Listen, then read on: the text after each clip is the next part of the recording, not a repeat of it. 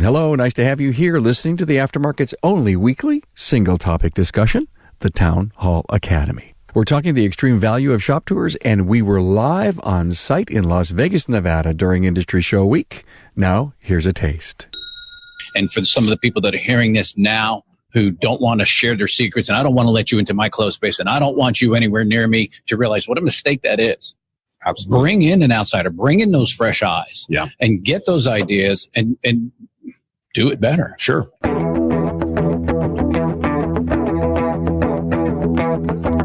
Welcome, automotive aftermarketers, to a Remarkable Results Radio Town Hall Academy. Listen to learn just one thing from today's episode on your journey to remarkable results.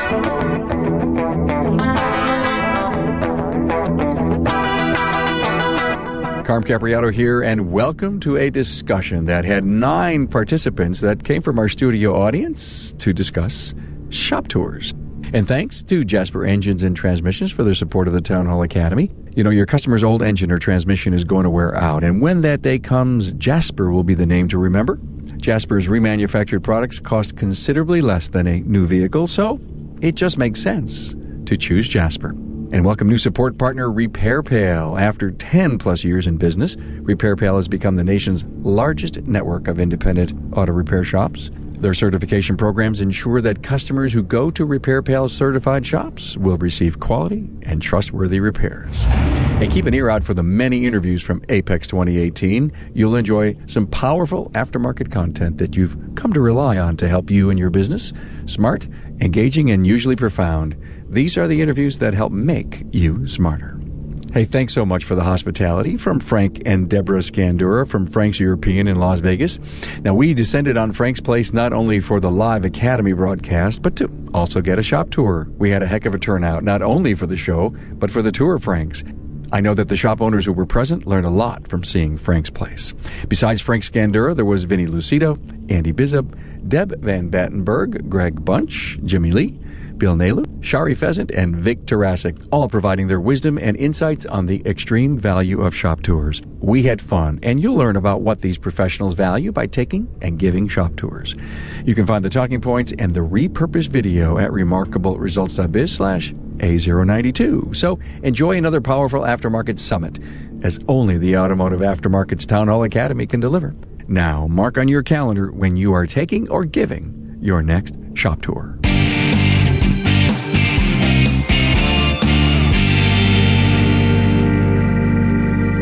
So I got this crazy idea a while back. I said, I called Frank and I says, hey, can I come and do the Town Hall Academy live there at your place again? And he says, absolutely, come on board. And I said, well, do I do it all alone in this conference room like I did last year? And I said, well, if I'm going to be there and I've perfected the ability to do this thing live with 4 cameras, why don't I come and do that? Well, who would I pick and what would be the topic? Shop tours. Yeah, perfect. And so, perfect. Just perfect. So we're all here. And I know there's a bunch more coming because they said, well, we'll wait till the show's over at 10 and we'll come so that we can actually get a shop tour. Who wants to watch you do a radio show? So I said, okay. Hey, your true friends. They're all here. My true friends. So we're gonna talk about shop tours. So you guys wouldn't be on if you weren't into the shop tour, the value of what shop tours mean in your business, and how many out in my audience is all shop tours, right? You get it, you know it. It's so valuable. Cool. So let's start. Vinnie, let me just lay it out on you. Sure. Pick a shop you went to, or pick something you learned. You came back. You sat down with your brother Anthony and says, "Hey, here's what I learned. We got to do something." The most recent shop I've visited is one I visited prior, and they're in my neighborhood. In fact, my business coach, they're sitting in this room right here. Okay. So I visited this shop and learned something actually that we've already implemented. And I learned it was another issue with another shop owner. As I look through the windows and I see the struggle with the shop owner and his son working on this old classic. And it's an old Corvette and she didn't want to run. And the owner is angry. He doesn't want to deal with these old vehicles anymore. And I looked at him and we shared this. I said, Anthony and I, we stopped working on anything 96 and older or 95 and older a couple years ago. the best decision we've ever made in our business, simply because we don't have the issues with finding parts. We don't have the issues with that car sitting in one place, holding up space. So being able to visit with shop owners, and this particular shop owner, the next thing he said was, this is it. This is the last one I'm working on.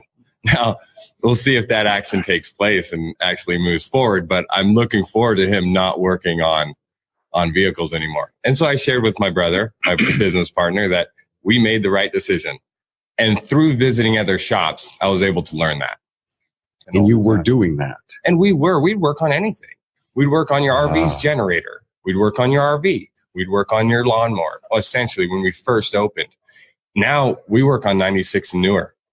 We limit our size to what we work on. Would you work on a Segway? No. I see. There you go. Now, there's a reason that I asked that. Yeah, I know exactly right. Yeah. They're talking about my one wheel. But yes, that was one of the biggest things I've learned from his particular shop. Thank you, Andy. When you go out to a shop, I mean, are you not only looking at maybe the facility, the showroom, are you talking about client experience at all? Yeah, absolutely. What's the culture of the shop? How do they interact with their clients? For me, shop tours are really about not reinventing the wheel. We don't all have to invent all these things on our own. We can learn so much from each other. And there's a lot of times when I just came back from Ventura, California, one of the shops in our 20 group. We went to go visit ABC Auto Care. And the things that he was able to learn from all of us in our 20 group, and we were able to learn from him. So, 4 years ago, I met Frank through Apex, because I came to Apex and I looked up what was one of the best shops that I could find around Vegas. I found Frank. I called him up. I said, hey, do you mind if I come by and just take a look at your shop, talk for a minute? He was very gracious. I hung out here for an hour and a half. He was great with his time. We've been friends ever since. We see each other on Facebook all the time, but that's what I want to do. When I go to a city, I want to tour a really good shop, because I want to get that input from them. And then I might see something, a really easy fix that they just haven't thought of. And I'll just say, hey, how about this is the way we do it? What do you think of this? You were willing to share your secret sauce?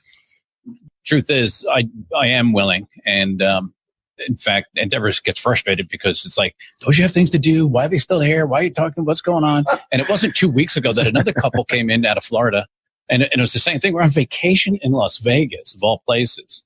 And like you did, Andy, hey, can I just come out and, check out? Which is such an honor to me, right? This is a punk who grew up back East New York fixing cars on his driveway in the snow when he was 15 years old.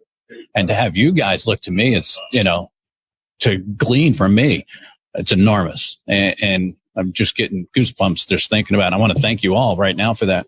But I love pouring myself out into other people, right? And whether it's the people who work for me or folks like you to come and visit, it doesn't do me any good, Carm, to hold on to the secret sauce, right? I struggled to get to where I'm at. I would do anything to prevent you from struggling and hope that you can speak into somebody else's life. I want the people around me to be better after they've met me than before. Right? I don't know if anyone heard the emotion in that voice, but I did. Yeah. And, that's what we're all here to do. And that's what I've been doing for 3.5 years, is to get these stories told, like that one, and try to change people's lives and the way they conduct business. When people have left your tour, they've stopped in to see you, Frank, and they're walking down the driveway, walking out of your beautiful double doors. Do you stop and say, hey, what do you think they took away? Sometimes I do. And the last couple that was here, I even told Deborah, I said, this poor husband and wife team have been coached for over a year.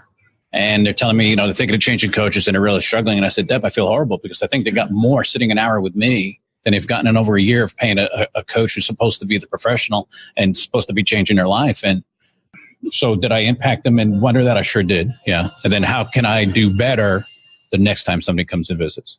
Do people, when you visit, do you look at facility? Do you take ideas away for traffic patterns and Frank's got a place that looks like, Macy's in here, or maybe not Macy's, but a really expensive steak, house. It's gorgeous. So is facility one of the key things that people look at? Sure. I mean, that was when we visited the shop in Ventura. That was a big thing, was basically going around and telling him how he could tune up his facility. We walk into these shops every day and we don't see sometimes the thing right in front of our nose that someone else walks in and they're like, why is that sitting over there? But we see it when we go to the other guy's shop and we go, why is that there? And he goes, how long's that been there? Exactly. Yeah. One of the terms I use for that, or my coach has deemed for me, and I use it as it's your tornado. Yeah. And you're in it. You're in it. So you can't analyze it because you're stuck in the middle of it. So when I walk into Frank's here and you look around, I feel if I brought my $100,000 Mercedes here, I'd walk in and immediately feel comfortable about leaving my car here. Now, if I saw, tires in here with an engine stand or maybe even more automotive related paraphernalia, I might feel different. Like that shock poster, buy three, get one. I don't have that in my shop yeah. either. Your magazines relate to people. I don't Not remember to cars, seeing any automotive shop magazine there. That's because somebody keeps stealing the BMW Car Club magazine. But that's the only one that's there. That's probably one of your texts. But that's the only one. And you're right. It relates to people. What do people want when they come in here? Right. They want cleanliness. They want professionalism. They want everybody to look the same. I want to be able to recognize who works here just by looking at it. But it doesn't have to be a Euro shop. No, it doesn't. That's the key. Yeah. Exactly. The key is that if you're not doing Euro or high-end anything, and you've been in business for 20 years fixing everything, you can look like this. Yeah, absolutely. And you can grow your business. And you can grow the comfort level of the client immediately upon walking in the door. Right. Yes. I mean, that's the initial perception of your business. Big takeaway there, the comfort level of your client. And think about this. So your clients are coming in and maybe there is something that's off about your presentation, your shop, your physical layout. Do you think they're going to speak up and tell you? But a bunch of shop owners who walk in, that's the first thing they're going to tell you. They want to find something. Absolutely. I'm going to tell you what you're doing wrong. Right. Exactly. We're looking for the places to improve. I call it R&D.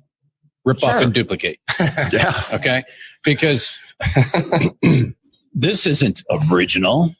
Having a nice showroom isn't original. I ripped this concept off of going over to the deal and go, oh, that's nice. Oh, that's nice. Oh, that's nice. Let me have a nice coffee bar. Let me have a nice counter. Let me make sure there's not junk all over the place. Having our mission statement on the wall is one of the things we talk about in our 20 group. All right, I took it a step further because on the other side, and they're both inset into the wall, and it says, my start in the car business. And I would always tell people how I started in the car business. One day a guy says, how come you don't have that on the wall? I don't know. Now it's on the wall, right? And people read that, and it makes a connection between me and them. So connection. Yeah. I wish we could show that. Maybe we will. Maybe in one we of will. In one of the camera shots. Actually, I think over Andy. Andy, if you could move your head just a little bit. Yeah, you can see that there is a vision statement on the left of the TV and Frank's start on the right. And they're pretty sharp because they're inlaid in the wall and they're behind glass, it looks like. No, just No, it's part of, but it was part of the process when we, how do I do this? I could have just hung a thing on the wall, but. Carm Capriato here with Ron Haugen of Westside Auto Pros. Ron, are Jasper product improvements important when deciding to buy your next engine or transmission? Oh, absolutely. Not only important for me, because I know that I'm going to put a product in a vehicle that's going to last, but they're important for my customer. My customer's already got an engine that's failed, maybe because a component was under-engineered, and Jasper's gone in and found that and fixed that. And if somebody's committing to the kind of investment to put an engine in their vehicle, they're going to want the best one they can get. Hey, Ron, what could you tell me about Jasper's customer service? Jasper's customer service is above and beyond pretty much any of the vendors' customer service that we use. There's been times that I've often thought we need to hire whoever trains Jasper's staff to come train my staff. I mean, from the initial phone call to if there's a warranty problem, a question, a technical issue, they answer the phone and you're immediately talking to the person that can help you. Hey, Ron, thanks for your insights on Jasper. Thanks for asking.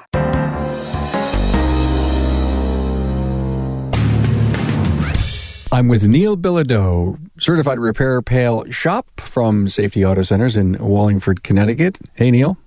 Hi, Carm. How are you? I'm great. So how long has it been repair pail certified? We've been Repair Pal certified since 2014. We've been with Repair Pal a few years before that as well. A good move.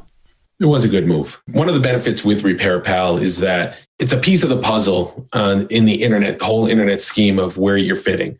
Repair Pal comes up when somebody's searching for you for auto repair near me or any of the different auto repair, brake repair in Wallingford, Connecticut, or wherever you are. And people are clicking on that. And they're looking to see who's one of the shops that come up on there. Just like when they click on Yelp, they're looking to see who's a shop coming up on Yelp or who's coming up on Google. It's a piece of the puzzle. So, Neil, sum up Repair Pal. It's worth it. It really does work. So here's the question. How do you start? I've never gone on a shop tour. We've got people going to listen to this and saying, I love this, I'm motivated by it, but how do I start? What I heard you say earlier, Vinnie, is I started local. Okay. And that's really cool. But then how do you start reaching out? And then as part of that question, how many a year should someone be part of? Put a number on it, but start local. Okay. Start with one. Okay. And start with one a month. That's pretty doable. I think everybody can reach one shop per month. Here's the thing. You don't have to visit a shop always through the facility itself. I visited a shop as we drove here just through their website. So the best way to do that, to get back to your question, is to call, speak with the shop owner, find out when they're available. Maybe it's a shop owner you don't even want to visit their shop just because the attitude you got from the initial conversation. Maybe that's why you want to visit their shop. But just to come back to visiting through the internet, here in Las Vegas, I saw a shop name, not gonna mention it, but the name inspired some detail, some research. Like, why do they call it that? And I'm looking through their website, and they said one of the most awkward things I've ever seen on a website, ever. It says, I wrote it down here just to make sure I didn't mess it up, but it was, I don't see it, but it was, we pay our staff with cookies and crumbs just to save you money. Now think about that. Wow. Think about that. Are you the client reading this going, oh, wow, I'm going to save some money because they don't pay their staff? Or are you the technician that works for that company thinking, wow, they don't pay me anything just so they can save them money? So I learned a lot about that shop. Granted, it's a 5-star repair shop here in Vegas. How do the people feel working for that repair facility? That's the question. I had a lot of insight of their culture simply through reading one sentence on their So I'm going to travel to a new city. I'm going on vacation. I'm going to say to the wife and the family, oh, by the way, I'm going to make a stop over here. you guys go shop in the mall. You're going to drop me off at, I've done some research. I reached out through Facebook, or I looked online, found a great website, and maybe I can learn from this shop. Pick up the phone, make the call, make a connection to their contact us page, and discipline yourself and plan when you travel, stop in to see a shop that not only you learn something from, and maybe you can share, but the network starts to build. Sure. Absolutely. And that's good. And I don't know that I would ever go cold into a shop. I don't know that I would do that. Right. But I do visit people I've somehow gotten connected to, whether it's on Facebook or something else. Or, Anne Marie has Arizona Auto and Radiator, south of Tucson. And she came to one of my training classes. And we're connected on social media. And when we went on vacation to Tucson not long ago, I said, hey, do you mind if I stop by? We drove an hour and a half to her shop. We had a wonderful tour, saw the facility, had lunch, and had a really wonderful time connecting. I didn't go there to point out her deficiencies in her shop. I went there to connect to her, and I really enjoyed that visit. And that's what it is about to me. It's relationships. Frank, that's a great point. Did you hear what he said? To point out deficiencies. According to Frank, not according to them. And so would you, if you saw something that was out of whack, would you say, hey, so why do you do that? You thought that was not right, not according to what you know. But they're successful doing that. I wouldn't point it out. I would probably want to be inquisitive about it. Yes? That's usually how I get my points across, too. Okay. Yeah. That's an interesting way of hanging a poster on the wall. Had you considered taking it down? Yeah. how does that work for you? You know, Right. And sometimes maybe it works, and your perception is that whatever they're doing isn't working for them. And it was a really great connection too, because then later she said, "Hey, tell me about your counters and how you did your desk, because we're going to remodel the office." Mhm. So I said, "Do you want better? Here's all the original plans." Oh, wow. Right. So what did it cost me to do that? Nothing. Right. Here, let me give you what I've got. Let me speak into your life. Let me help you out. Yeah. And you know, and here's the thing: any progressive shop owner who is looking to always improve is going to welcome that phone call. Somebody calls me from out of town, wants to come and tour my shop, like you said, that's an honor. I will be blown away when that happens, right? So you've got that, making those connections. Hey, when I leave this world, I want there to be a lot of people out there who are raising their glass and saying, hey, he was a good guy, right? The more connections I can make, good quality connections of people in this fantastic industry, the better for me. And the better for them, and the better for other people in the industry, and for some of the people that are hearing this now who don't want to share their secrets. And I don't want to let you into my closed space, and I don't want you anywhere near me, to realize what a mistake that is. Absolutely. Bring in an outsider, bring in those fresh eyes, and get those ideas and do it better. Sure. And it raises the industry as a whole. As a whole, you know what? Because we've got a bad enough reputation as it is. Sure. And if you can make one shop better, and they make one shop better, before you know it, the best shops will be what survive. Yeah. And we're heading that direction, I think, with the technology changing, with cars becoming highly, highly more complicated, and the access to information is going to start to weed out the riffraff. Right? Because if you're not prepared, right? So I was talking to Phil just a few minutes ago. If you don't have a factory scanner, you don't subscribe to the factory information, you're not going to fix this car. You're not going to program the module. You don't stand a chance. Yep. And being here at Industry Week even put more credence to to what you said, because there's so much technology going on. I heard a quote this week twice from two different people about what Marion Berry, chairman of GM, I believe. GM, and she said there will be more technology. 2 years ago, she said there'll be more technology in the next 5 years than there was in the last 40. And they heard that 2 years ago.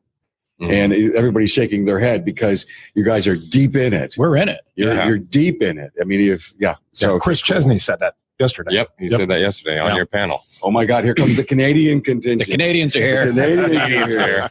All right. If you guys want to really blow your mind, look up people who are futurists, where they talk about these trends and these things that are happening. And it's like when the amount of information doubles, it's like quadrillion. It's not like 2 to 4. It's like 2 to 4 quadrillion, and it's enormous what we're about to break into. And anybody heard about artificial intelligence? All right, nobody's under a rock. Great. It's going to get crazy. It is going to get crazy. Google is now using artificial intelligence to make appointments. I'm going to say, hey, Siri, make me an appointment to get my oil changed. Siri's going to call the shop and act on my behalf and interact with the customer service representative and make that appointment for me. I read about it. It's amazing. Well, AI, I believe, is going to be a very big factor in how we're going to repair vehicles today. In fact, Bosch created a program called Charlie. And I have to tell you that the minute I read about it, I was on the phone with Bosch trying to figure out how I could get an interview, because I was so darn interested, and they were very slow to get back to me. You've not heard the episode yet because I've not done it yet. And apparently the whole idea of that was for the dealerships, but it was supposed to be all AI, total shop, beginning to end. And, as I kept getting into it, I kept realizing that they weren't kidding themselves as to how they were going to be, if you will, a helping hand for every position inside of a repair center. And no doubt, if Bosch can prove this in a dealership, which is what their initial angle was, we'll get it. There's no doubt that, a Bosch certified repair shop may be able to, tag on to something like that. So AI is big. I'd like to go around the room, and we've got so many great people here. I do want to get a couple of other opinions. Yep. The biggest thing you learned in a shop tour, Andy? About the importance of intercommunication with your team. About how you can really make the communication within your shop between your people.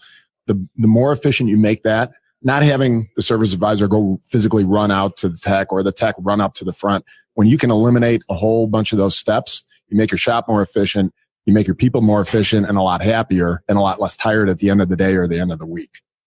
That I saw that in the shop, and we implemented a Slack messaging system. So all of our techs all have 2 screens, and we can get all of that talking reference back and forth just done on the screens. It's cool. I use Slack in my business with my people. Cool. How about you? Slack as well. Yeah, cool.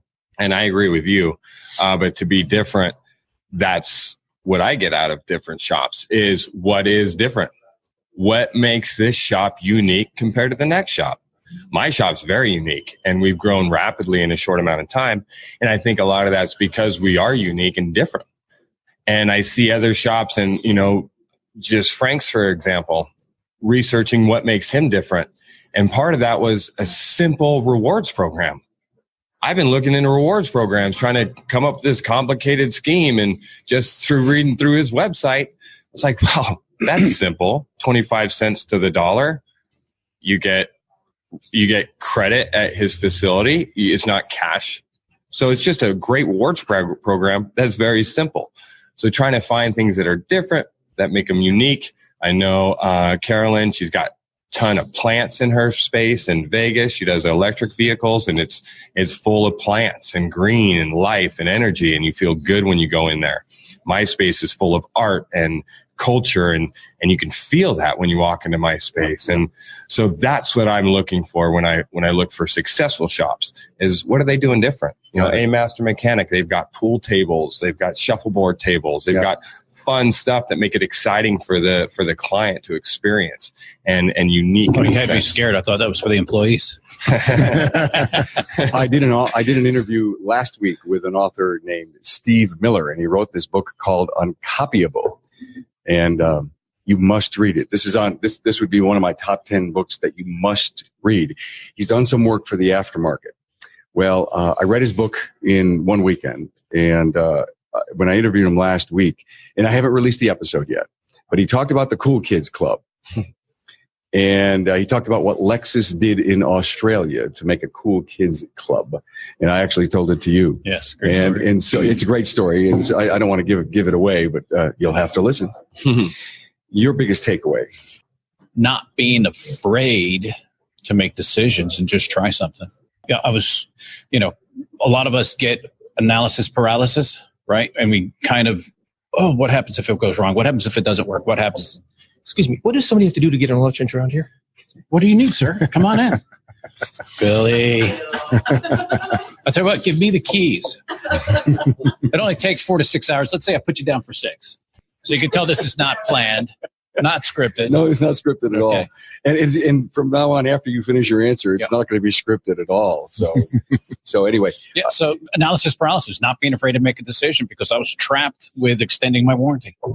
And I was going to go 224. What happens if all the parts go bad? What if I go broke fixing cars? And you know what the truth is? I would have fixed the car anyway. I would have taken care of it anyway. So I went 336. I'm thinking going 448. I got a guy I coached who went lifetime. Yep. So I didn't know I had that kind of impact on his life. He's lifetime warranty. He goes, sure. Why not? Why not? Good learning curve. Hey, who else wants to take over in Andy's seat that's got a great story to tell about this? And I put Greg Bunch. Greg Bunch, how you doing, Greg? Great, thank you. Transformers Institute in Aspen. In Aspen Auto Clinic. Yeah, Aspen Auto Clinic. Yeah, I'll get it right. It's live TV.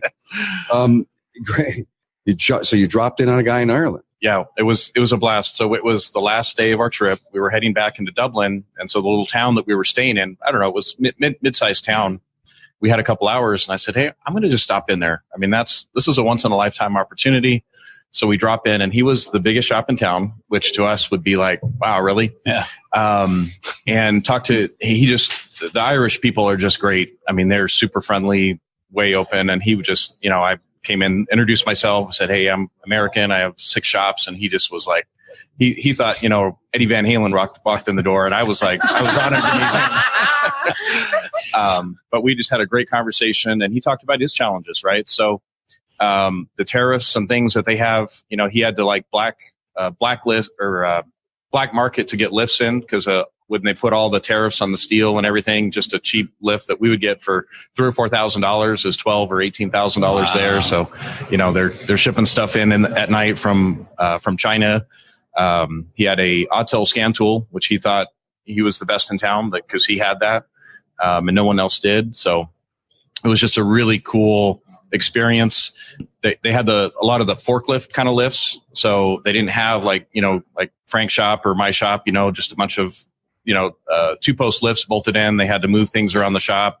They had no waiting room. I mean, and I've been in another shop in Spain, no waiting room. It's like, you come in and maybe there's a little desk this big. So the whole idea of what we do in America with the nice waiting rooms and everything doesn't exist over there. Doesn't work over there. But the most interesting thing that I learned through that, we were talking about the technicians.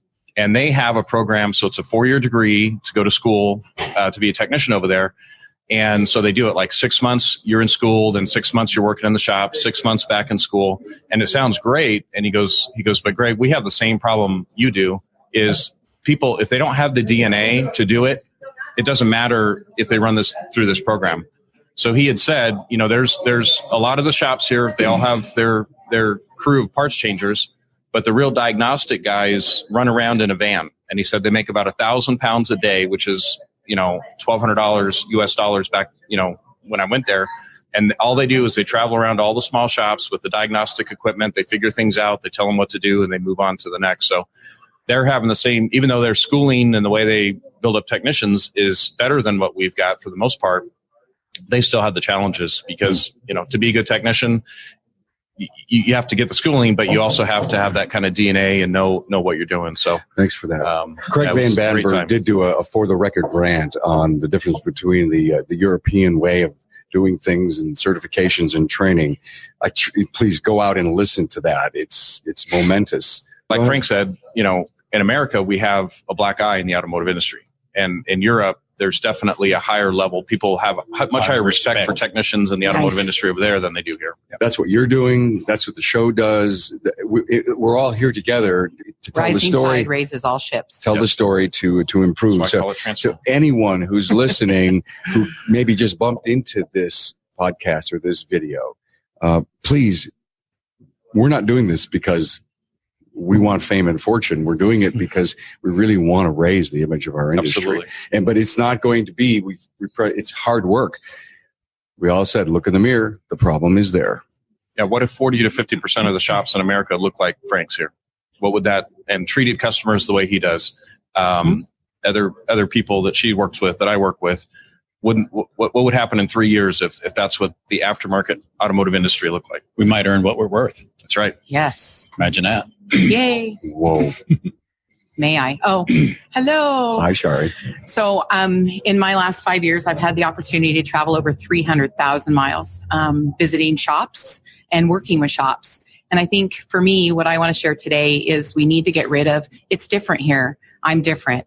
The shop is different. Yes. This is a big statement I hear a lot. Oh, you don't understand. You don't understand. Right. It's different. And I want to remind us that 75% of our independent automotive shop owners are previous technicians. Right. So the way that brain works, because I like being in the brain with everybody, is I know what the problem is. Just ask me. I'm going to get it right. And if it's wrong, it's the part's fault. Just kidding. Right? But when you put that into an owner's perspective, that brain set doesn't work. It's got to be more vulnerable. You've got to listen. You've got to allow people to come in and change what's your passion. And so I encourage everyone to think about being more vulnerable and understanding that our industry's changed, the marketplace has changed. People want to connect, and we are the best people for them to connect to. Because we're them. We're real. We're the real deal. So for me, I think my message to everybody is it's not so different.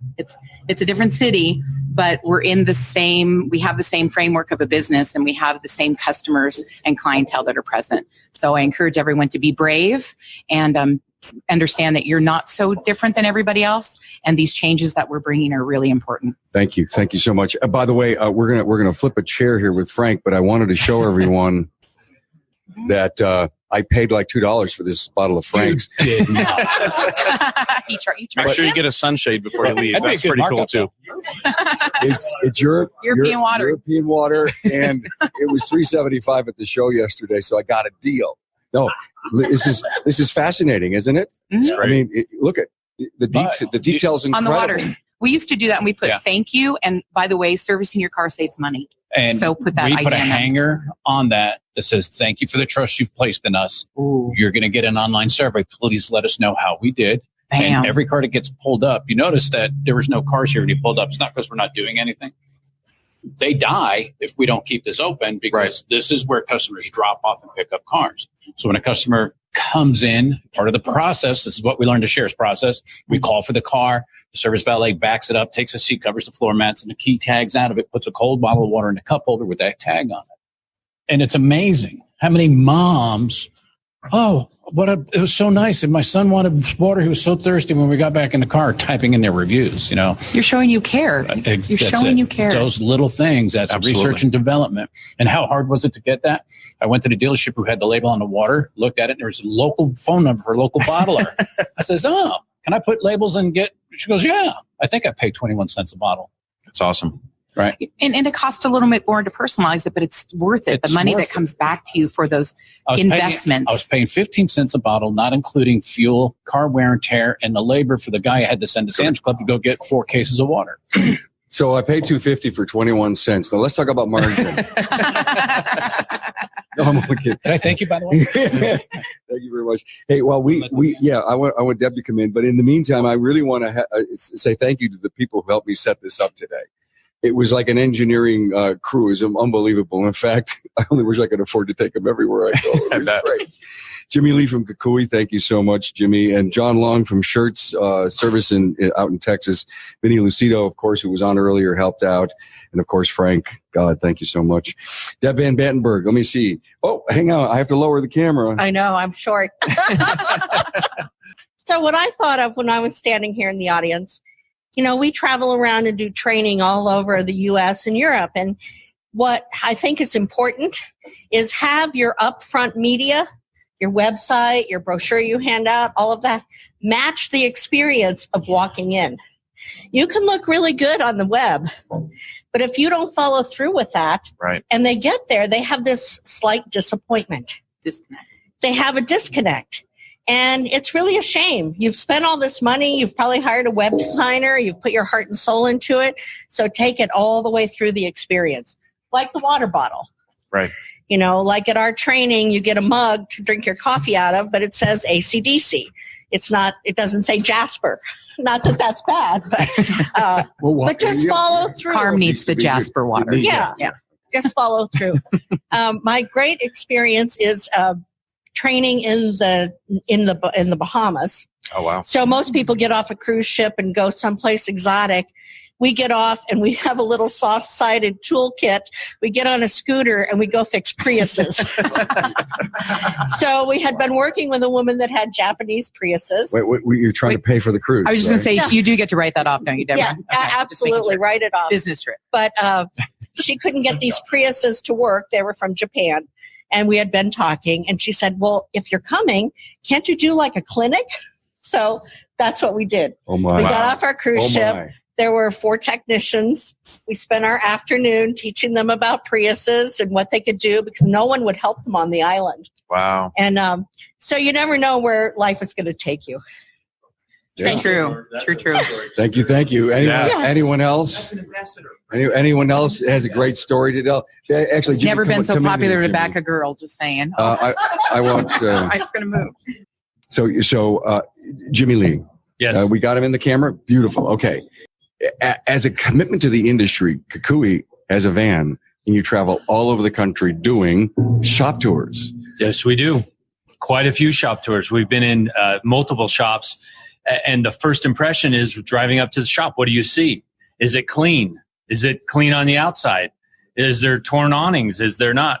That first impression goes a very, very long way. Is the shop full of cars that have been there for a long time? How can you tell on that initial look? They'll tell you. Yeah, it has not been washed for years. There's a black car that's out there. It's been here since May. It's a flood car. So you look at that if you want to see what a Okay, car I that's see been here what a you long mean. time. Oh, they're in the driveway. Oh, okay. Yeah, you'll All see cars that have been there for years. All right. But they're busy. occasionally. They're busy, right? They think they're busy. They think they're busy. Yeah. So first impressions is a big thing. We also hear from a lot of shop owners about technicians and the technician shortage. The shops that don't have a technician shortage are the ones that are doing things within the industry, at the colleges, at the tech schools, at the university. They're mentoring the high school students. They're mentoring the programs. They're actively making things happen. They don't have a tech shortage. They're on top of their game. And you have to be. You have to be involved in your community. You have to be known. Well, and they're also offering benefits.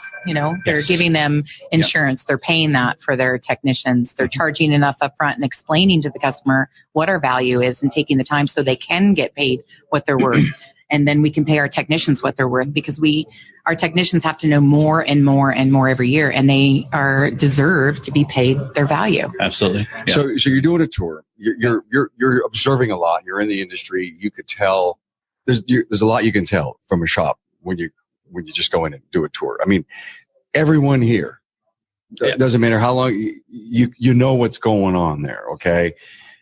Do you ever provide any? Hey, I saw this down the road at Bob's place. Do you ever share? All the time. Okay, cool. Absolutely.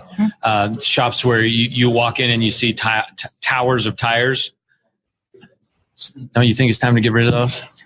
Yeah. And are people share, receptive to that? They are. They absolutely are, because they don't get out of their space. They don't visit other shops. So they want to know. What have you seen? What do you see in other shops that are doing? Sharing with some shops that have Zamboni for cleaning up the shop. Got it. That's a great thing. That keeps the floor nice and clean. Some shops that have white tile in their shops, in the shop area, and they keep that white tile clean. It takes a lot to keep tile clean. White tile. White tile here, yeah. Well, and I just want to tell you, coming to Frank's shop, meeting your wife, Deborah, amazing. And I applaud you that you left for about a year and did some other things. I left my shop as well for a while. And I'm still not back because my husband takes care of all the business end, and he's the tech. He's the tech that's hard to turn into a business guy. Jeff, thanks for being here. He has done an amazing job doing that and taking over on that. But in turn, your wife told me, she said, now I know this isn't just Frank's playground. I've got this too. And so thank you for empowering women in auto care by empowering your wife. I appreciate wish I that. could get more women involved. Yes. I really do. You know what? We're fun. I've had female technicians, and I was so heartbroken. One of them was recruited based on lies and promises that never came true. And then too embarrassed to, take my calls when I tried to get her back. I have no problem with women in this industry. We need more of it. One of the best service advisors I ever had, and I hope nobody can hear me, was a gal with zero automotive experience. Outsold the guys all 2-to-1. No barriers in her mind. No, absolutely she knows not. She can do it. And her questions were like, what's a guide arm bushing? Here's a picture. Here's what it does. Here's what happens when it's not good. Okay, bam, done. And she didn't care that, the mechanics of it. Unfortunately, she suffered from anxiety. So this is not a good job if you suffer from anxiety, because there's a lot of pressure. But I welcome more women in this industry. If there's any gals out there who are thinking of it and you like working with your hands in your hand and you like people, go. I can't tell you how many great servers we've run into. And my wife and I will tell them, you would make a great service advisor. And it's usually during the day, and it's no holidays and no weekends, and the pay's pretty decent. You should consider it. And I go, yeah, because you've got that gift of taking care of things. Mm-hmm. Yeah. Grocery store clerks, another good avenue of finding a good service advisor. Yeah, I've seen that happen as well. Good stories. Let me tag on the woman thing. By the way, when we walked in here today with my suitcases of the studio and all of us, Deborah was here, and what a sweetheart. Thank you. Because I know this is Deborah's house and we invaded it. So yesterday I moderated a panel. It was called The Road to Great Technicians, and it was really a wonderful event. And I kind of opened it up in the beginning of the show to talk about it, but the minute you mentioned woman, it came to me. And at the end of the show, I made the mention that I would have to say that 55% of the audience was woman. Yeah. I was so awed by that as I kept looking around the room. In every row, there were at least 2 or 3 women in the audience. Well, we are 49% of the 49.8% of the workforce, but we're only 12% of the automotive industry. So there's more room for more positions for women here. But we broke them odds yesterday. Yes, there were you did. so many people, so many women there. I mean, it was a great event, and I think we did a lot of things. Well, is there anyone else here who would love to just come on and share? Vic, come on in. Okay, Bill. Just a quick observation. Went to SEMA yesterday, and I'm walking around, and there's like a gazillion square feet dedicated to a bunch of people that take what the factory built and make it better. Right. Mm-hmm. Yeah. Yep. How is it that we in the aftermarket think that our ceiling is the dealership world? Somebody explain that to me, right? Why is this going on like this, right? Great statement. The other thing about these shop tours is anybody who asks themselves, why is it that somebody comes, how come everybody that walks in here asks me how much something costs?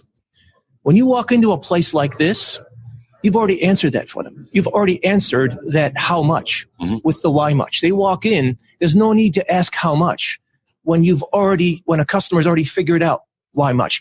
That why much is a beginning point. Is the point at which those relationships can start. People don't buy parts and pieces. They don't buy brake pads and rotors. They buy trust. And that why much isn't just for us to speak to our customers with. It's with our brothers and sisters in this industry. There's 80-90% of this industry is in crisis. And if we just understand, like years ago when Carmen and I had met, that Chinese word, crisis, is also the same word for opportunity. We don't see it that way in the American language. We only see it as separate things.